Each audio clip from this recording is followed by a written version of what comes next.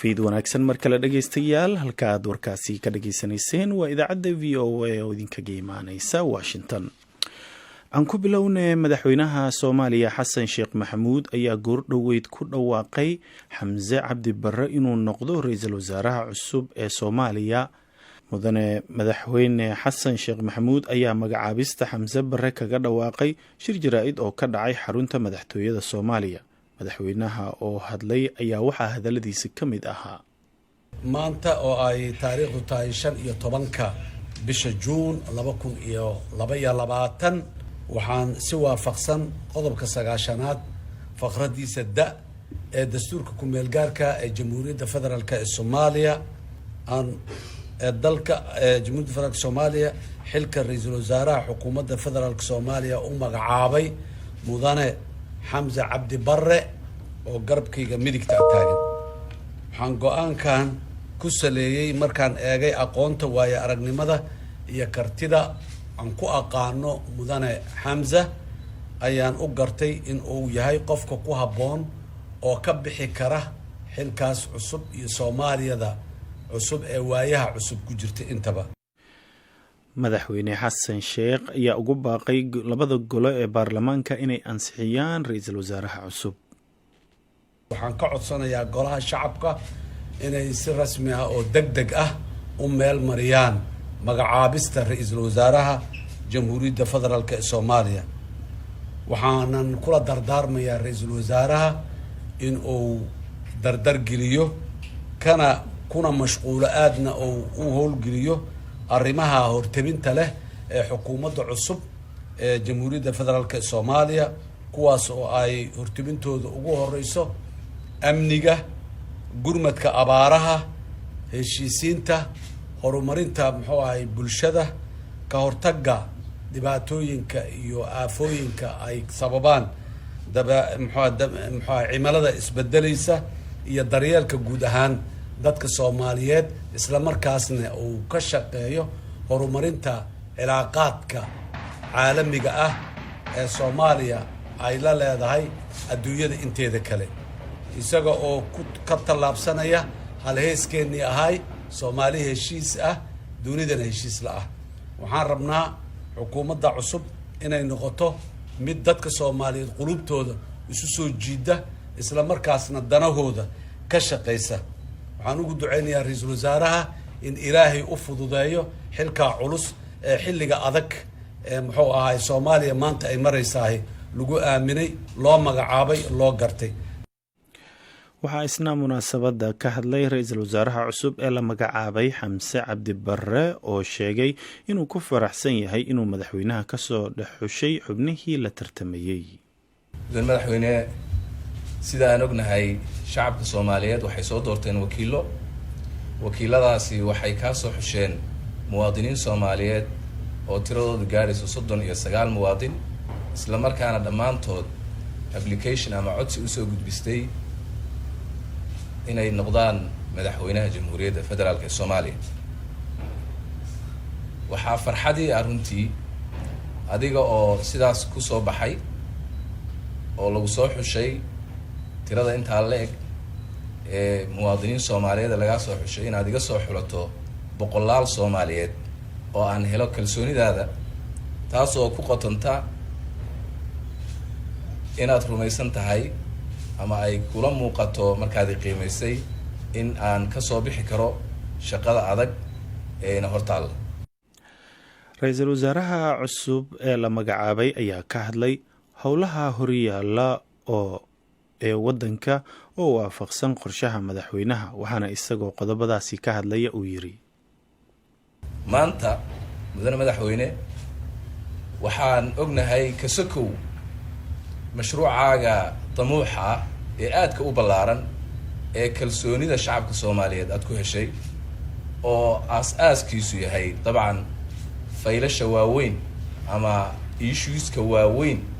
ee dadkan iyo dalkan horyaala oo ay kow ka tahay xasilooni siyaasadeed si loo abuuri lahaa amniga si loo sugi lahaa abaaraha dabada dheeraaday runtii sidii xal waara looga gaari lahaa sidii dastuurka u dhiisu daba dheeraaday ee muddada dheer jiitamayay dib u eegistiisa loo soo gabagabayn lahaa sidii lagu heli lahaa cadaalad iyo garsoor hufan oo uu dalkan yeesho sidii wadahadalka walaalaheena Somaliland looga nib keeni lahaa oo looga gungaari lahaa iyo sidii lagu abuuri lahaa dhaqaale loo horumarin lahaa dhaqaale looguna abuuri lahaa dhalinyarada Soomaaliyeed iyo daa'irada Soomaaliyeed shaqo sidii loo hirgelin lahaa guud ahaan halku dhaga weyn ee ballaaran ee ay Soomaalidu oo dhan wada og tahay oo ah Soomaali heshiis ah dunidana heshiis la ah intaas oo dhan waxay u baahan tahay dadaal iyo juhdi runtii waxaan ku faraxsanahay isla markaana aan aqbalay mudane madaxweyne inaan helay kalsoonidaada isla markaana aad ii xulatay inaan noqdo ra'iisul wasaaraha Jamhuuriyadda Federaalka ee Soomaaliya waxaan ballan qaadayaa adiga madaxweynaha iyo guud ahaan shacabka Soomaaliyeed u ballan qaadayaa in aan shaqayn doono har iyo habeen una istaagi doono sidii aan waajibkayga ku gudan lahaa taasoo ay ugu horeyso kadib markaan helo insha Allah kalsoonida golaha shacabka waxaan soo dhisi doonaa insha Allah xukuumad tayo leh oo u qalanta in ay samata bixiso dalka iyo dadka Soomaaliyeed mudane madaxweyne mar kale aad iyo aad baan kaaga mahadcelinayaa waxaan adiga iyo mas'uuliyiinta kale ee Soomaaliyeed iyo guud ahaan shacabka Soomaaliyeed ka codsanayaa in ay nala shaqeeyaan isla markaana aan dhammaanteen u istaagno in aan u shaqeyno kana badbaadino dadkeena dhibaatooyinka jira ee dabiiciga iyo midda kale ee runtii aan inagu ognahay ee aan la daala dhacayno muddada dheer ra'iisul wasaaraha cusub ayaa horey la taliyo uga soo noqday wasaaradda dastuurka iyo federaalka waxaa sidoo kale uu soo noqday gudoomiyaha guddiga doorashada ee Jubbaland dhinaca kalena waxa uu xoghaye guud ka soo noqday xisbiga nabadda iyo horumarka ee uu hogaamiyo madaxweyne Xasan Sheekh Maxamuud baarlamaanka Soomaaliya ayaa ansixin doona ra'iisul wasaaraha cusub maalmaha soo socda dhinaca kale haddaba shakhsiyadda ra'iisul wasaaraha cusub ayaa Haaruun Macruuf uu ka wareystay Abshir Maxamed Colow oo ah agaasimaha madaxtooyada Jubbaland oo ay muddo dheer soo wada shaqeeyeen ra'iisul wasaaraha magacaaban ee Xamse Cabdi Barre walaal Haaruun asanid soo dhawow marka wasaaraha cusub Jamhuuriyadda Federaalka Soomaaliyeed Xamse Cabdi Barre waxaan rabaa inaan fursadan uga faa'iideysto inaan u hambaliyo xilka culus qaaday ilaahayna waxaan uga baryayaa inuu u fududeeyo gudashada xilkaas culus markii taa laga soo tago su'aasha aad weydiisay Xamse runtii waa qof shakhsiyan aan muddo 10 sano ku dhawaad naqaanay 5 sano u dambeysana aan si dhow soo wada shaqeynay Xamse shakhsiyadiisa daan ka hadlo waxaan oran karaa waa nin xoog wanaagsan aqoon-yahan ah shaqo jecel haatan waxaa lagu ammaan karaa nin go'aan leh aan cadaad leh waana nin runta jecel intaan ka garanayo waa gartay marka aqoontiisa iyo wuxuu meeluhu ka soo shaqeeyay maxaad nooga sheegi kartaa iyo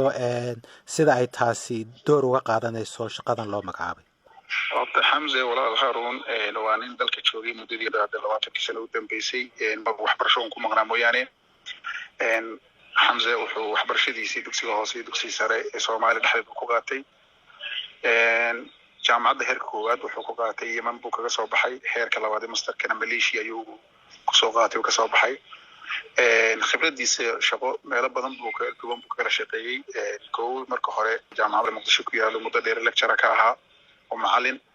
kadibna dawladdii hore Xasan Sheekh intuusan Xasan Sheekh madaxweyne noqon wuxuu ahaa xubin firfircoon oo ka tirsan xisbigii madaxweyne Xasan Sheekh oo wuxuu ahaa xogahii guud ee xisbigii UPD waqtigaa jiray kadibna Xasan Sheekh markuu la doortay 2012 dawladdaas ayuu door meelo kala duwan ka soo shaqeeyay wuxuu muddo dheer ka ahaa la taliye sare wasaaradda dastuurka ee xilligaas kadibna wasaaradda waxbarashada marna maamulka gobolka Banaadir buu la taliye ka sare ka ahaa wixii markaa ka dambeeyay dhanka Jubbaland buu soo wareegay muddo 3 sano ku dhawaad wuxuu ahaa gudoomiyihii guddiga doorashada Jubbaland ee qabatay doorashada Jubbaland ee 2019 haddana sanadkiina hadda tagayna waxaa loo doortay sanadka gudihiisa xildhibaan golaha shacabka Soomaaliya oo laga soo doortay Jubbaland Kismaayo maantana joogno 15 bisha Juun 2022 wuxuu madaxweyne Xasan Sheekh u igmaday inuu noqdo ra'iisul wasaarihii 12aad ee Jamhuuriyadda Federaalka Soomaaliya. waaye su-aasha ugu dambaysa sidee bay iskula shaqayn doonaan bay kula tahay ra'iisul wasaaraha cusub iyo madaxweynaha? runtii madaxweyne Xasan Sheekh iyo wasaare Xamse waxaa ka dhaxeeya aqoon dheer muddo dheer bay yaqaaneen maaha rag hadda isku cusub baranaya muddo dheer bay isla soo shaqeeyeen isla soo falgaleen xisbigoodii hataa iyo akademiga xagga wax aqoonta ahaanta oo waxaan xasuusan karnaa madaxweyne Xasan Sheekh intuusan ku soo biirin siyaasadda wuxuu aansan xubin fircoon ka ahaa sektorka waxbarashada Soomaaliya dabcan meeshaas uu sana kala soo shaqeeyay jaamacadii dowladdiisa hore loo soo shaqeeyay oo aniga ku sheegay xisbigiisina wuxuu ka xogeeyay guud marka aqoonta dheer ee qotada dheer ee isu leeyihiin labada shakhsiyood ayaa ka caawin karta inay wax badan iskala shaqeeyaan mana filayo hadda wax badan oo dhibaato oo dhaxmari doona waxaan rajeynayaa ama ila tahayba inay wada shaqeyntooda noqoto mid si wanaagsan ku socota. kaasi waxa uu ahaa Abshir Maxamed Colow oo ah agaasimaha madaxtooyada Jubbaland oo ugu waramayay Haaruun Macruuf.